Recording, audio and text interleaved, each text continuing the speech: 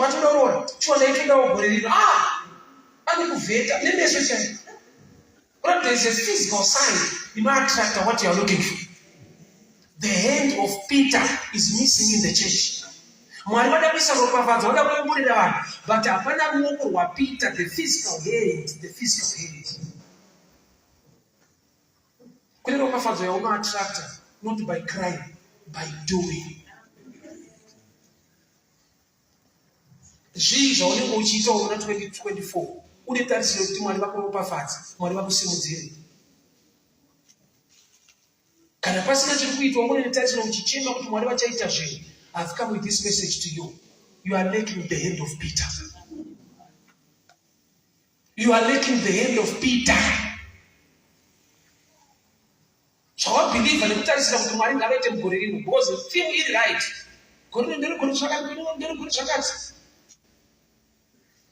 But mugore rino wapinda iwo uri kuitei. Promised land haigutisi. Inogutisa vakarima. Unaona kuti vanhu vachibuda mugwenga mainaya chingwa vakaitira mana mugwenga. Pavakapinda Canaan ndobva vakatanga kunaya mvura. Yet nokwanzi kune promise yakanaka yaMwari, but hakunaye chingwa kunonaya mvura. Kusina promise kugwenga kunonaya chingwa. So sometimes ukasvika pane zvakanzi zvapo naMwari, panenge pasina zvinhu zvawaiona kumashure. Zvokuti unotoshamba kuti ndo promise lendi chaiye ndiyo, but vanodakadza. Badabadza. So wese asina badza ari kuKenani, sorry, panofamba. Wese asina mbeu ari kuKenani, sorry, unofira kuKenani. Ukazviona chinorwadza kuti zvako zvinotadza kuita uri kuchechi. Ndizvo zvinofanirwa kuita kuno. Ukaona every Sunday vanhu vachinzimira yapamupupura chipa matestimony, Mwari vari kudai.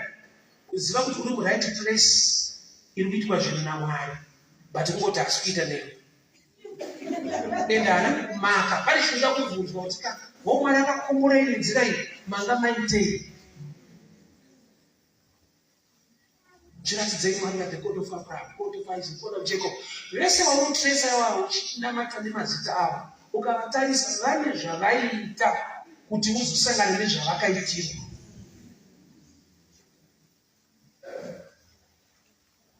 Zvavakaitirwa ndozvatoda munokomborera. Makarangarira Josefa kune kwaaitiza mai Potifa.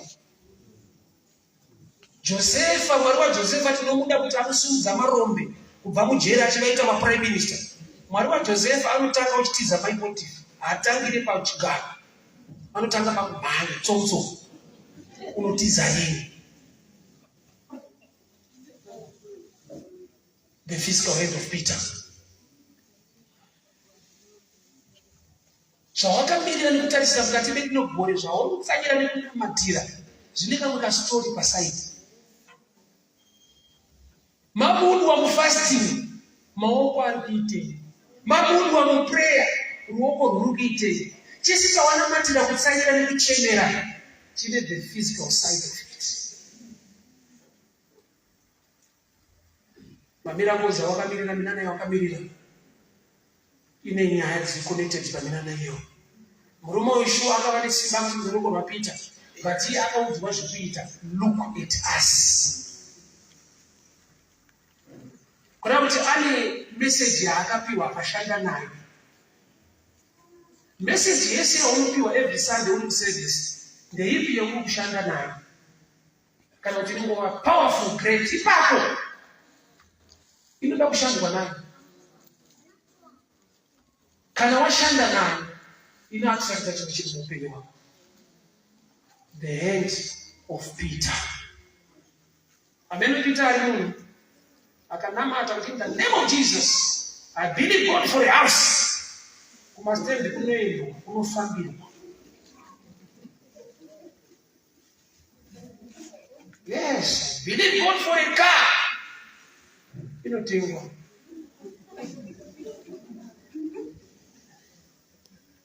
Jesu miracle man iri Bible ine chekuita instruction yakapiwa. Peter akanzi naJesu tora chiredzo, unokanda chiredzo mvura, wauya itanga kubata ukavhura mukanwa mayo ine mari. Unati kune mari yako kunotoda a system to capture the money. haana kutoenda kumizi unoona unoita kusvipira mari inotoredzwa iyo ine mari yako. Haudeclare kuti mune mari dzedu shipaya kwa declare money out. Ngatidzano endai munoraunda mubate pane mari yenyu. Saka kana usina chiredzo uve nemari yako haikuite mari yacho. I believe God for a financial breakthrough. Zvese zvawanda kuti Mwari vakuitire zvine chekuita newe kana waziva zvekuita.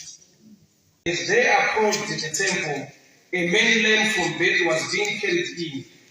Each day he was put beside the temple gate, the one that was called Beautiful Gate, so he could beg from the people going into the temple. When he saw Peter and John about to enter, he asked them for some money. Peter and John looked at him intently, and Peter said, "Look at us." The men looked at them eagerly, expecting some money. But Peter said, "I don't have any silver and gold, but I'll give you what I have. In the name of Jesus Christ of Nazareth, get up and walk." Then Peter took the lame man by the right hand and helped him up. And as he did, the man's feet and ankles instantly got healed and strengthened.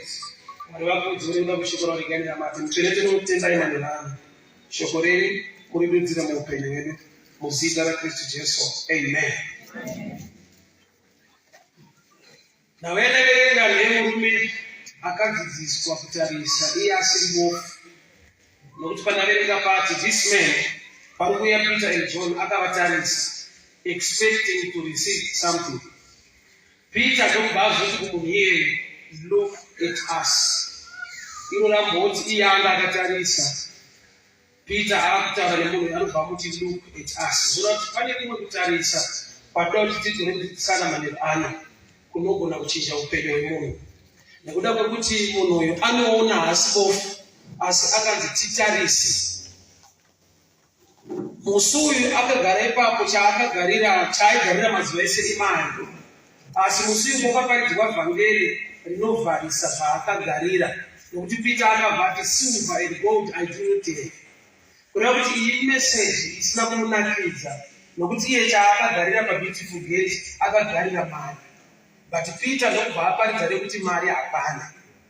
Ndofunga iye achitarisa Peter anezvinoti vanoma vari against chandakagarira pano. Nokuti ndakatogara ndichiti vakange mari, he was expecting to receive something. He was expecting to receive money. Asi Peter ndokubva ataura vhangeri rinokansela zvaari kuexpecta. Musi wakaparidzwa vhangeri rinokansela zvaari kuexpecta ndo musi waakafamba. Mazuva ese mari yaiswa mundiro ndo yaaitarisira. Asi nyangwe mari yaiswa mundiro akaramba ari chirema achikotakura. Kureva kuti aidzidziswa kuti tarisiro yako ikashifta kubva pazvinhu yoenda pana Kristu ndo mune a total change than mari yaunotarisira kuti uisirwe mundiro. Ndinozvinzwisisa kuti mari inoda kushandiswa muupenyu. Vazhinji we understand text painoti money answereth all things. Ndaidzidzisa vanhu kudziwa vhesi iyo nokuti vazhinji havanyatsoinzwa. Kana zvichinzi mari imhinduro yozvose, chinonzi mhinduro ndochoda kudzidzwa kumunhu. Mhinduro dziri mumakategori akasiyana.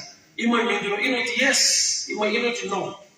Zvoreva kuti no is also an answer. So money paurema hwemunhu yanga ine mhinduro yekuti no. So iye aitarisira chine mhinduro inoti no paurema hwake, nokuti ndo zvaanga akajaira kuti akagarira mari. Peter naJohn vasvika, Peter anobva ati titarise kumunhu anotarisa. Kutarisa kuri kurehwa naPeter ndekwekuti agone kuona chisiri kuonekwa panyama Jesu wavainaye. Vaifamba vari tu, asi Peter anobva ati naJesu watiinaye simuka ufambe. Zvoreva kuti murume anodzidziswa kutarisa muremu ine mamiracles. Remu yemamiracles iremu iri unseen, but iri remu yefaith. So murume uyu vhangeri raakagarira rapikiswa, silver and gold I do not have. Haana kufara nokuti zvaakagarira ndo zvazvipa. Asi rapedzwa kuparidzwa raasingafarire, akabva aitirwa chinhu chinochinja upenyu hwake. Bhaibheri rangu rachipita akabva kuti in the name of Jesus rise up and walk. Ndeda kuti vanhu vamwe vautema mumaonero panapa. Murume uyu haana kusimuka nokuti anzi in the name of Jesus rise up and walk. Murume uyu akasimudzwa neruoko rwaPeter. Bhaibheri rinoti Peter stretched his right hand and lifted the man. Murume uyu paakasimudzwa akamira ndopaakava nesimba majoints ake. Zvoreva kuti murume uyu akaudzwa pamusoro paJesu anopa simba, but haana kunge asimuka nezita raJesu, akasimudzwa ne the right hand of Peter. Ndingamutsanangura nyaya ye right hand. Ruoko rwaPeter parasumudza munhu akamira, simba raJesu ndoparabata munhu kuti ave nesimba. Zvoreva kuti pane rimwe ruoko runogona kushayikwa tofungidzira kuti Jesu haapo panzvimbo. Ruoko rwaPeter ndorwekutanga nyangwe paparidzwa Jesu. Zvoreva kuti ruoko rwemunhu imharidzo futi. Ruoko rwemunhu runogona kutosimudza futi munhu. Simba rakagarirwa nemumwe riri mumajoints ake riri muzita raJesu. Saka Peter wakaexercisa faith yaJesu waari kushumira nekusitrecha ruoko. Aitoziva kuti kana ndamusimudza Mwari haandinyadzise, achava nesimba. So sometimes church ignore the right hand of Peter. Can I get the right hand of Peter?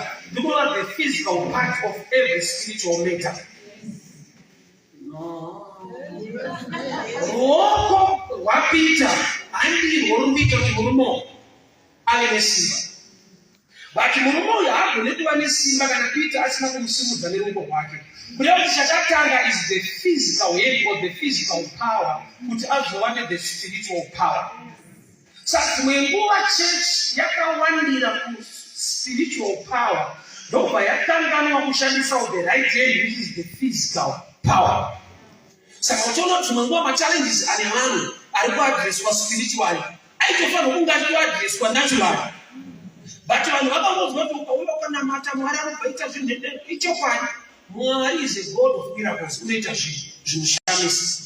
Asi ndiMwari futi unoshanda nemasystems ezvinhu. For example, miti yamunoona yese iri panze handiyo yakasikwa naMwari. Miti yakasikwa yakapirwa izwi rekuti a seed will produce after its own kind. Zvoreva kuti miti yaapanza i-production system yemiti yanga iriko. Nokuti mbeu inenge bereka kurudzirwa. Zvafanana nevanhu vari muno. Muno hamuna akasikwa naMwari. Vanhu vese vari muno vakaberekwa nevabereki vavo. Vakasikwa naMwari mazita avo anonzi Adamu naEva. Kana uchinzi Adamu naEva ndingokuwasha. Bhaibheri chaita kuti Mwari vakasika Adamu naEva. Nokuti Adamu naEva vakapiwa message yekuti be fruitful and multiply. So kuwanda kwevanhu haisi creation. Haisi simba riri supernatural. Enough yevanhu kuonana zvichitoita vana vavo. So which means it's the physical side of the spiritual thing.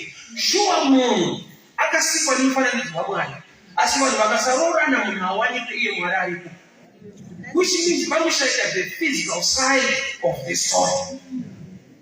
Peter akangoti murume nezita raJesu simuka ufambe, hazvishande asimuke afambe. Ada kutanga atosimudzwa. Saka unoona kuti simba raKristu parakauya mumunhu rakaenda pamunhu asimudzwa Peter akagara. So the physical side sometimes you don't ignore. I know ukanamatirwa kuti utsvaga basa unamatirwa. Nyangwe wakapinda basa reminamato ukasabata nguva unodzingwa. Haugoni kuti takanamatira mabasa rinopera. Why? The physical side must be punctual kubasa kwacho. So there are times that people are not out of the physical side, total of the spiritual zemweya. Pane simba raMwari rinobata kana ruoko rwemunhu vaita basa. Saka uchinzwa Mwari vachiti I will bless the work of your hands. Saka blessing inotarira maoko, kwete maoko chete anoshanda. Ruoko rukasashanda munhu akachema kuna Mwari havakomborewi. Rambo rinoti kuti those who plant in tears, vanogara nemisodzi vachakohwa nemufaro. Kwete kuti vanodyara misodzi. Kuti vanodyara nemisodzi, kuti mukuchema imomo uchiziva zvichiita. ndakamuzwa mumwe takati independence kudhara but ndati zvakaoma ndakati English iri kunetsa. Independence hazvive prosperity. Zvinongoreva kuti hakuna anokudzvanyirira but zvinogona kudzvanya usina anokudzvanyirira nekuti hausiziva zvekuita.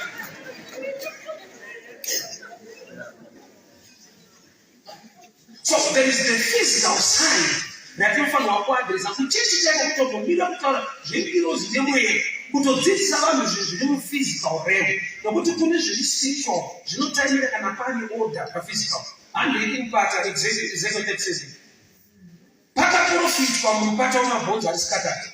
Bhaibheri rinoti mabhonzo ndobva afamba akanofoma skeleton, nyama ikazouya.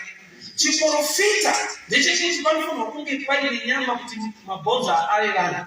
But kana mabhonzo ari scattered, prophecy haimanifesti nokuti panoda kugadzirwa vanhu kwete zvinhu. Mupata unouni mabhonzo ari scattered. So chakatanga hakusi kuapira kwenyama yaprofitwa. Chakatanga ndechekuti mabhonzo rimwe nerimwe rakaenda panzvimbo raro. Kuti pakatoshaikwa oda iyoyo, profesi yataurwa naEzekiel haibate nekuda kuti pashaikwa oda yekuti zvinhu zvizobata. So munhu asati apinda mupreya asati akura ngazvoti chandiri kuchemera chiri supernatural here kana kuti chinotanga chagadziriswa kunatural realm. I love zvinoitwa kubani masoro nakaenda akafugama madambudziko rake shida asikuroorwa anopiwa kana matombo 3 unogeza kuseni masikati manene shuwa unotochena ukatoonekwa ukatoroorwa kuti vakuudze kuti kugeza unoti kuchinirwa vanoti aiwa unongochigeza minamwato iwe uchitogeza.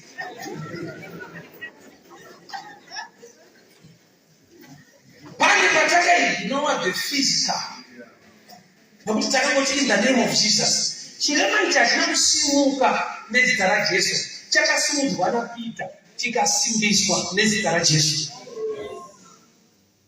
So kune nyaya dzatinongotofugamira tikachema dzikasagadzirika nekuda kwokuti kune zvatakaignowa kugadzira in the natural.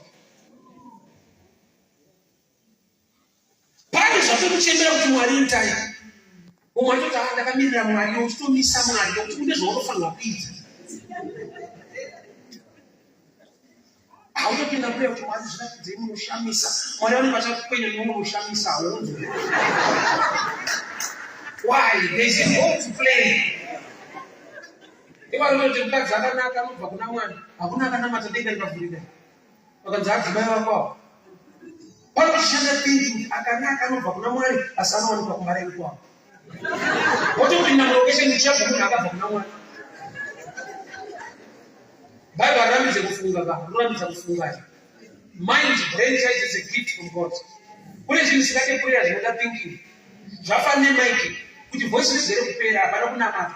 Thinking kuti munhu apostate chinhu.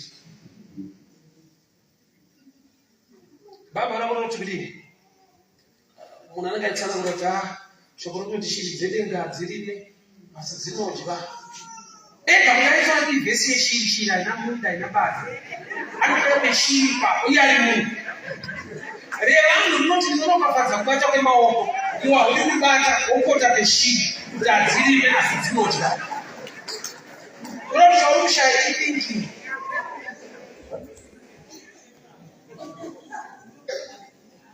The physical side takaiignore. Tingoti aiwa in the name of Jesus, in the name of shoko raKristu, zita raKristu rine simba. But muri kuona kuti pavhesi simba harina kuenda pachirema chakagara. Simba rakazouya nokuti chirema chasimudzwa naPita. Alright, Peter alikuisa chirema paBeautiful Gate. Haana mubvira aenda kulokesheni kunotsvaka zvirema. Kunoti chirema ichi chine distance yachakakavha kusvika pagate. Chakaikavha sei? Changa chaitakurwa nevamwe. Kunoti mulife une distance yaunokavha nokuti unotakurika. Nokuti kune vanhu vakuti iye ane problem but habatsiriki. Asona kunze munhu kuti vanhu vanodemba kuti chatakazvikira kumubatsira umwe. Murume uyu haafambe but akawanikwa at a certain place. Akasvika sei? Aitakurwa.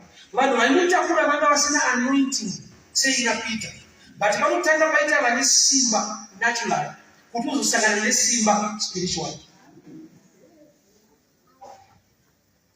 Ignorance yakati atanga is the bond of Christ as the church. Saka zvinhu zvizhinji we are crying, yet kune zvatinofanirwa kuita in the physical realm sevanhu. Mwari vakaisa munhu mugarden reIdhen kuti agone kuita take care of the garden. Why? Nekuda kwekuti garden rikashaya gardener rinoita sango.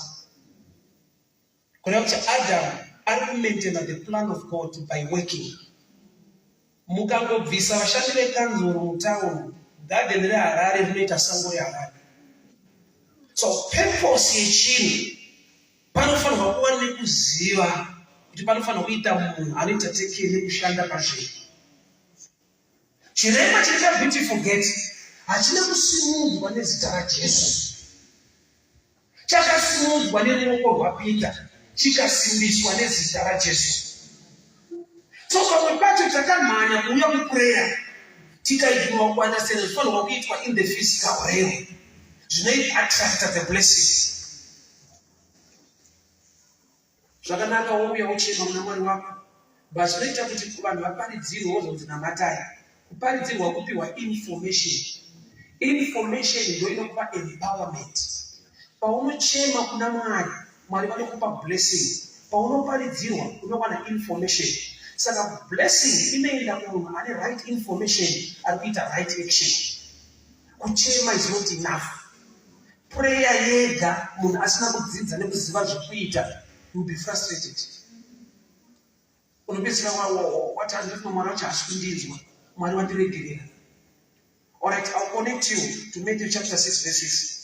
Jesu achiticha pamusoro peprayer anoti kana maakunyengetera pindai pakavanda movhara dhoo. Mwari anoona zvamunoita. Yeti mawapinda umaona zvauri kuita, uri kunotaura. But yobva yati Mwari anoona zvauri kuita, iwe wanzi enda unonyengetera. Kunyengetera hakusi kuita kutaura tu.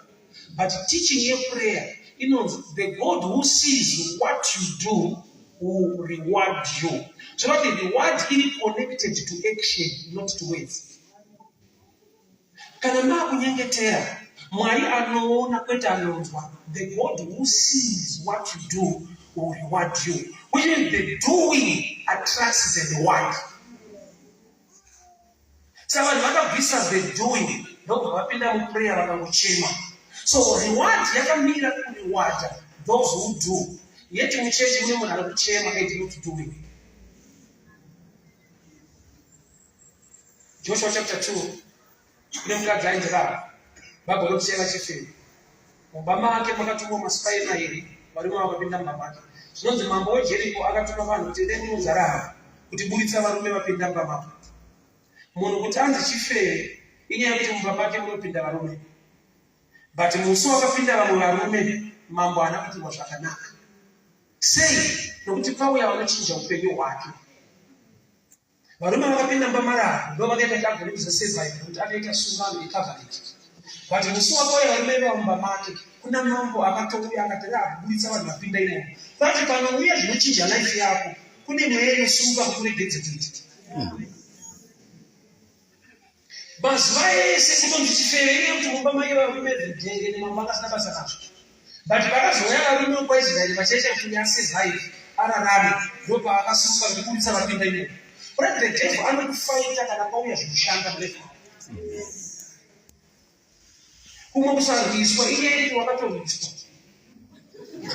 Saka unenge jesu kurwiswa. Unenge munhu akadonha hatonhedziti.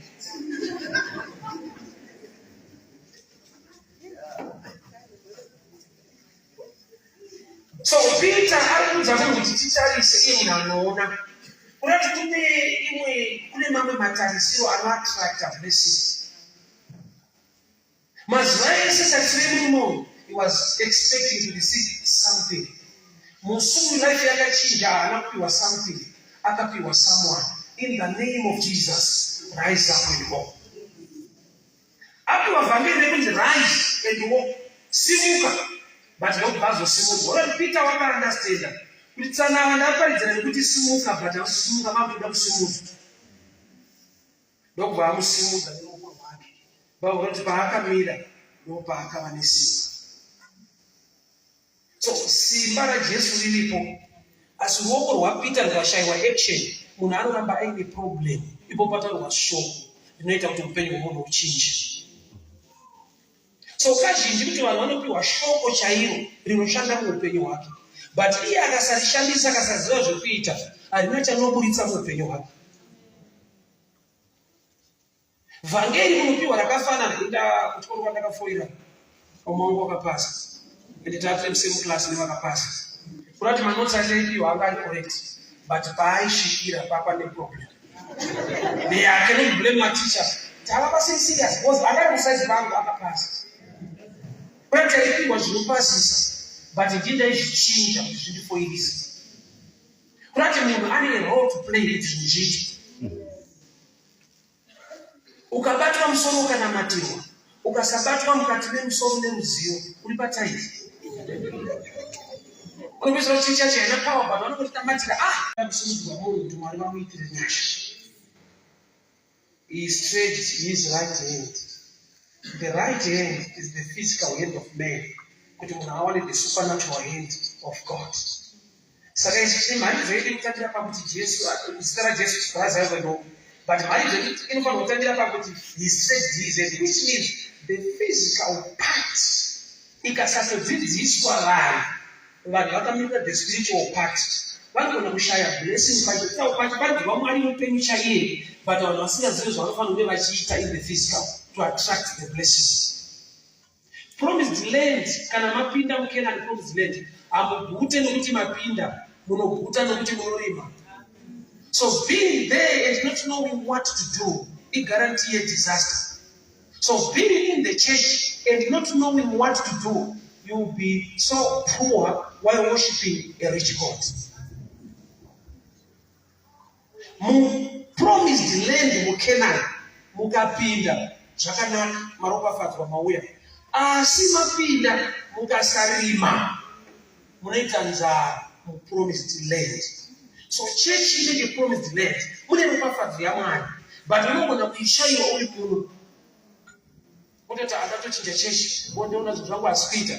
Vazhinji vakachinja chechi, havana kuchinja Bhaibheri yavaishandisa chechi yavakabuda. Kurati vanotoziva kuti harinyepe dhinti nenharo. Wese akachinja chechi kwakuta tsara, wakanotsvaka kuti Bhaibheri ndiwanoza iro. Kurati ndakunochinja kokunorinzwira, but ndiro havasi kuchinja. Munhu ane role to play.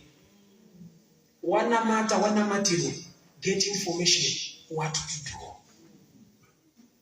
Urukuitei 2024, I believe God for this, I believe God for this. Only right to believe in God, but knowing what to do, she will be the manifestation of what you believe. Don't panic. Mukomana wese ari muno mauri mune vana kusvika wazokura. Baba vaida mfana kadini mwana akanisezerezi ndikana makrikane nendebva ndina mati ndokati pura dzinobuda. But it's a process, isikade prayer. Inoda time, maturity, growth. Knowing what to do. The physical side. So yaese okuda yochema kuna Mwari ine the physical side. I believe God for a great business. Wakaita research in business. Zviza unoziva. Unozvati kana mabasa kanzanetsa akazonzi mabasa ako munoitwa interview. Avati pinda izvo zvakaoma kuona pinda you are engineer, you are driver.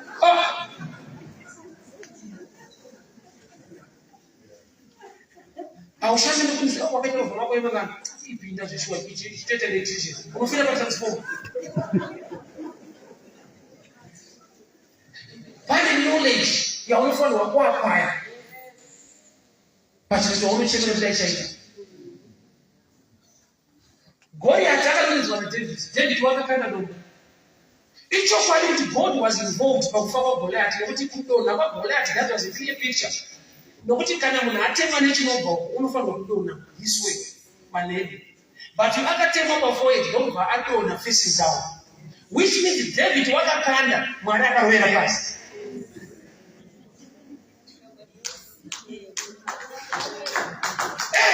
Mwari vaitobingira kuti dzivha kanda tinoere munhu uri pasi. Saka ndizvo tinokanda rini. But Panoiswa kuchwanda apa mwana kuti kana kukomborera iwa ukanda. Kuti gori atango kunoswa ukanda. Unokanda rini? Munozvaya kuti Noah ndiye angane timetable yekunaya kwemvura. Nokuti Mwari vakati ukavaka areka kana wapedza kuvaka areka mvura ichanaya.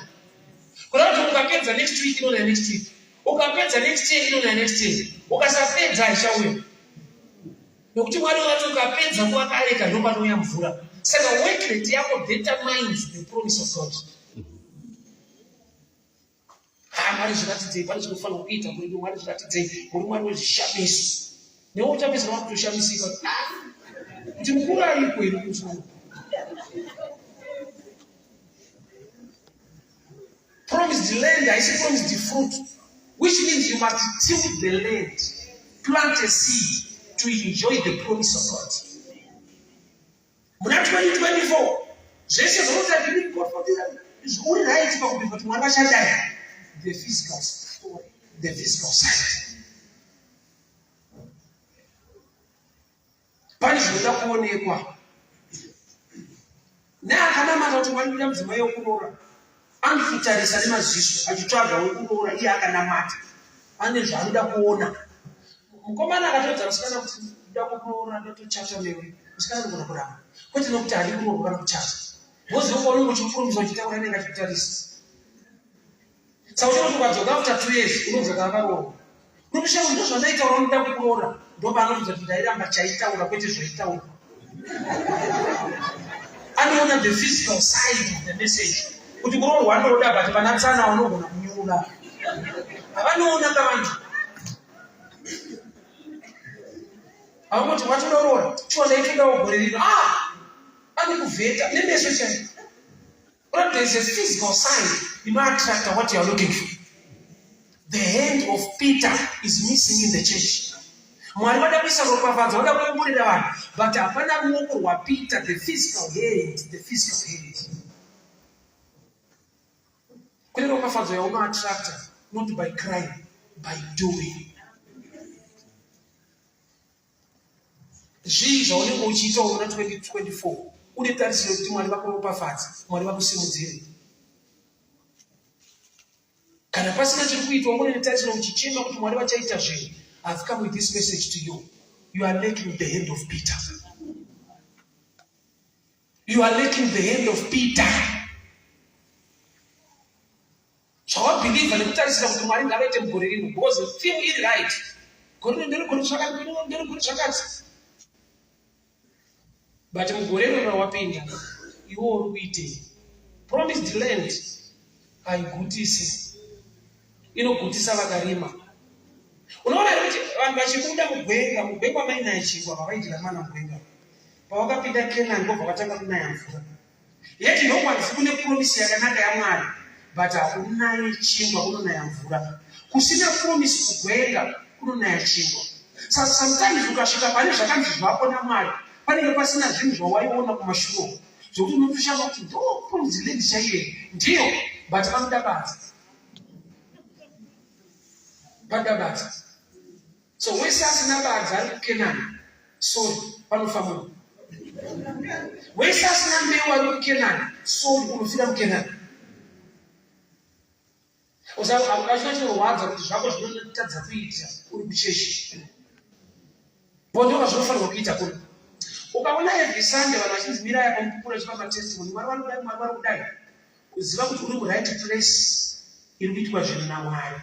But kungoti hasi kuita newe. Denda hana kumaka. Pane chinoda kubvunzwa kuti Mwari akakomborera iri nzira iyi manga maitei. Zviratidzei Mwari, the God of Abraham, God of Isaac, God of Jacob. Vese vanotresa ivavo uchinamata nemazita avo, ukavatarisa vane zvavaita kuti uzosangana nezvavakaitirwa.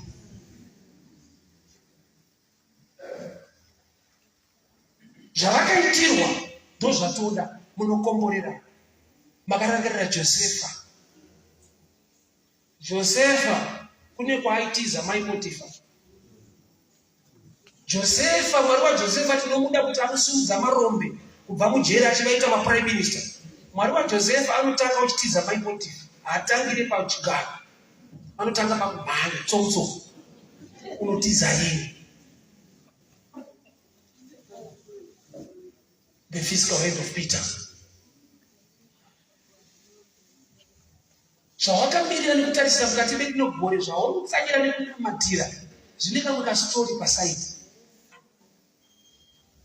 Mabudwa mufasting, maoko ari kuitei. Mabudwa muprayer, ruoko ruri kuitei. Chese chawanamatira kutsanyira nekuchemera chine the physical side of it. Mamiracles awakamirira minana yawakamirira ine nyaya dziri connected paminana iyo.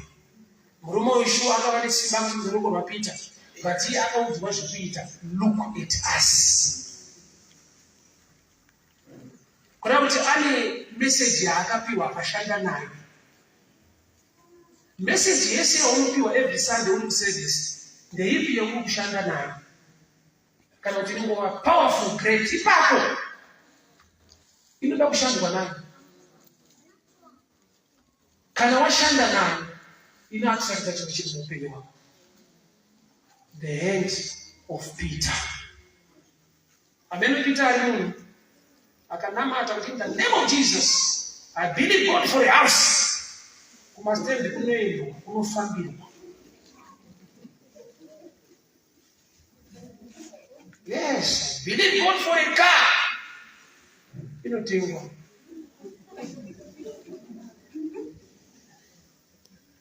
Jesu miracle man iri Bible ine chekuita instruction yakapiwa. Peter akanzi naJesu tora chiredzo, unokanda chiredzo mvura, wauya weitanga kubata ukavhura mukanwa wamayo ine mari. Kunoti kune mari yako kunotoda a system to capture the money. Haana kutenda kumizi unoona hoyecha kusvipira mari inotoredzwa iyo ine mari yako. Haudeclare kuti mune mari dzedu shipaya kwa declare money out. Ngatidzano enda ndinoraunda mubate pane mari yenyu. Saka kana usina chiredzo uine mari yako haimute mari yacho. I believe God for a financial breakthrough. Zvese zvawada kuti Mwari vakuitire zvine chekuita newe kana waziva zvekuita. Kana nguva yakwana kuti mai vave nemwana vanonzi pushi, vasiriwo vasiri kuda kubuda, ari mwana anofanirwa kubuda. Akasika mwana kana unzi kaka uya kana pana anonzi push. Chii chaurikupusha? I love this joke. Mwakazongonzi murukomuleno zvinhu zvakwira. Kana usina chokupidza kwidza trouser rako. Wanisa chinhu chokupidza.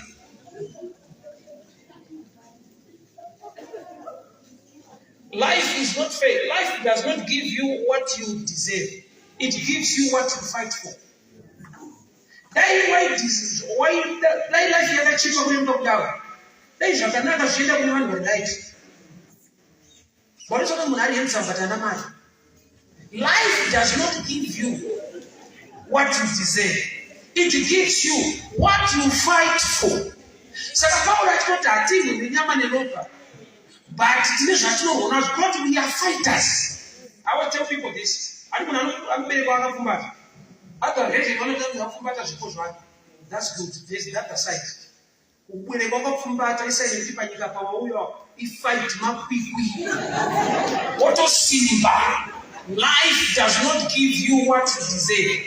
It gives you what you fight for. So you are a fighter. Wabuda kuprayer kunzoko kune fight makwikwi. 2024. Prayer and fasting. Chieda action. The hand of Peter. Wanamata watsanya. Wabuda kunzo kune zvinoda kuitwa. Mwari unetarisiro yekukuropafadza mukati megore rino, newe unetarisiro kuti gore rino pane chinoita. Difference yegore rino nerakapera iaction yemunhu mugore racho. So kuti mugore rekuti zvinhu zvazvo zvakaoma kune vaiitirwa zvakanaka. So nyaya haisi yegore racho, nyaya ndeyekuti uri kuitei mugore. 2008 taatafa, mashops azara machansi, kwakusina chikafu, zvinhu zvichinetsa. Asi 2008 kune munhu akavaka imba zvokuti zvikanzi pupurai mwana kuti ndakaona Mwari 2008 iwe wakaona machanza.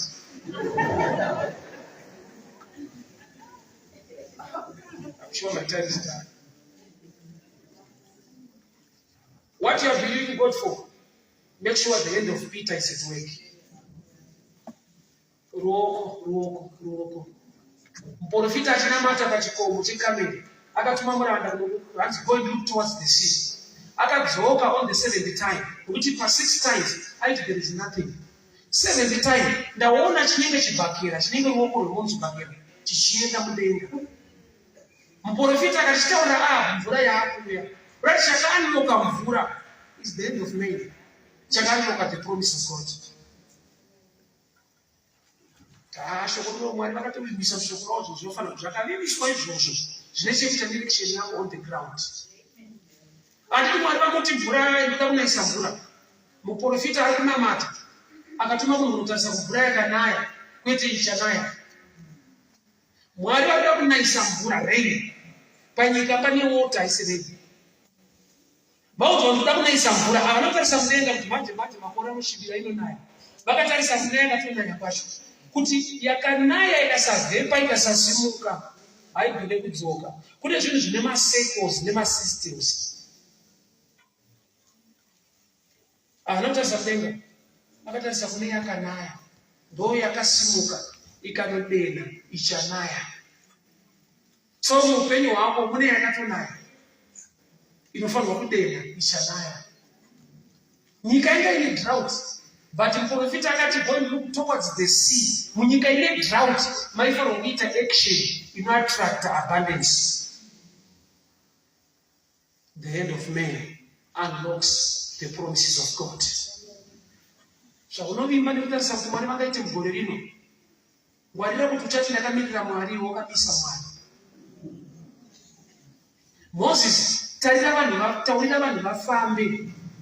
Vanhu vanga vamira nokuti Moses ati stand still and you will see the salvation of the Lord vari paRed Sea. Mwari ndomwe vati kuna Moses, tell people to move. Kuna kuti Mwari akakushanda nevanofamba. Iye Moses angada kuti vamisa. Ngwarira kumiswa naMozisi kwausapozi kufamba.